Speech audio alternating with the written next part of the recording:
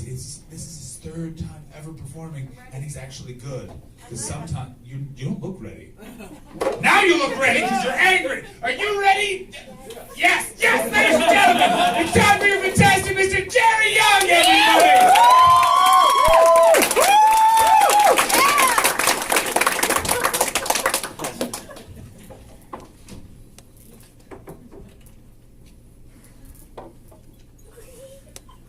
The universe is a big, dark, empty place. And you're all gonna die. Everyone you love will be dead, and no one will remember you. And there is no God. There's not even anything to look forward to. Alright, how's everybody doing tonight? I'm sorry, I wrote that joke, I was a little depressed. But I'm feeling a little better now about it, actually. And, I think it's at your expense. So, sorry about that. It's good. I don't know. It should give you a bit of context tonight, anyway. Context is usually good, I think. Like, now, really enjoy it tonight, because you don't have a lot more like it. Really. You never know. This could be really your last one. But even if it isn't, how many more comedy shows are you going to go to in your life? Really bright, but most of you look like you have better things to do most of the time. Most of the time. But yeah, historical context. It's a good thing. Except, well, I mean, we can learn a lot of mistakes from mistakes that we've made in history, and we can try to improve. But a lot of people use it as an excuse to hold on to old prejudices, just be angry all the time. Like, you know, right now there's some 16-year-old quarter black kid in... I would normally say Orleans, but I'm going to say Canada.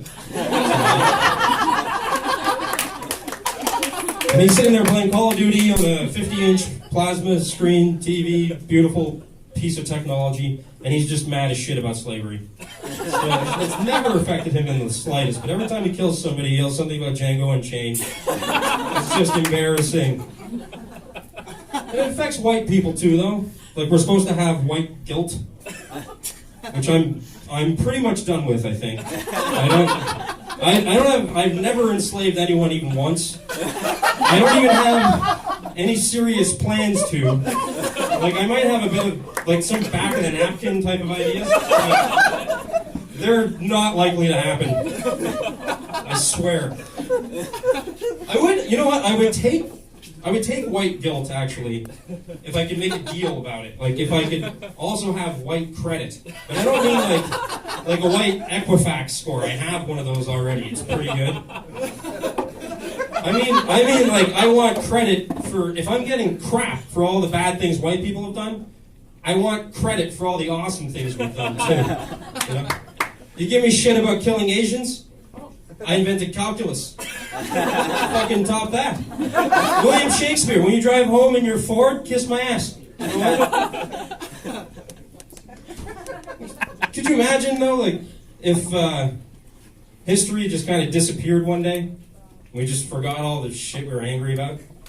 What would that look like? It'd be like a weird episode of The Twilight Zone. You're looking around, blinking, like, who do I hate? I don't remember. I gotta figure this one out again. I think it would be a lot like, well, you ever, you go into a strip club and you spend 4, 5, maybe 8 hours in there. And when you walked in there, it was all, like, it was dark and flashy, and there's money going around everywhere. There's just these beautiful women and almost nothing. And it's kind of cool, it's impressive, you're like, wow. And then you close the joint out, and when the house lights come up, you look around and you're like, why is everyone sad? This is just awful. And all you can see is just some giant guy mopping up stripper sweat, pussy juice all over the place. You look around and like the strippers are not even trying to be sexy anymore. It's just like you after you're done work and you got home and you're like, oh. And they're just talking to each other in the corner. One of them passes gas. They go, and that's what it would be like in my head if we forgot history. I don't even know what. It would just be an eye-opening experience. You really have to look around. And you wouldn't have like any reason to do anything anymore.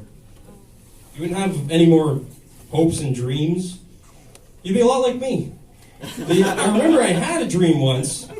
Not to sound like this sounds like another speech, but I had a dream when I was a kid. I was about 9 years old, and I wanted to be a starship captain. Who doesn't? I wanted to be like Jim Kirk, flying through the galaxy, just repopulating it if I had to. It's part of the job. And I remember when that particular dream was crushed. I was actually in school where they're supposed to teach you how to make your dreams come true. And the teacher said, "Gerry, what's your dream?" And I said, "I want to be a starship captain."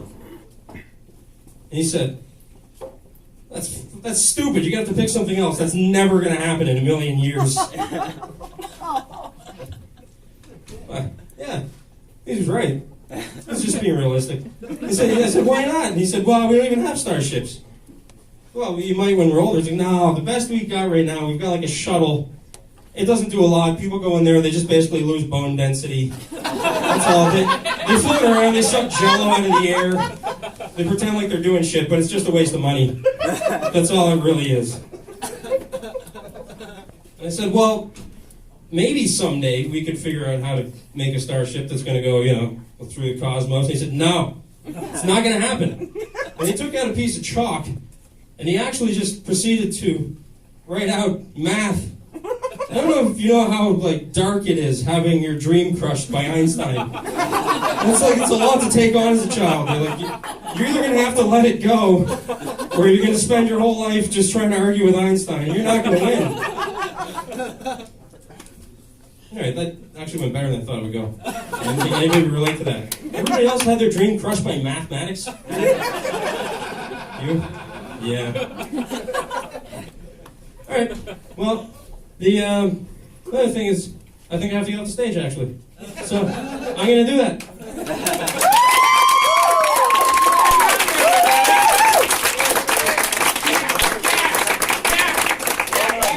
You didn't fucking believe me that you did that good third time on stage, did you, miss?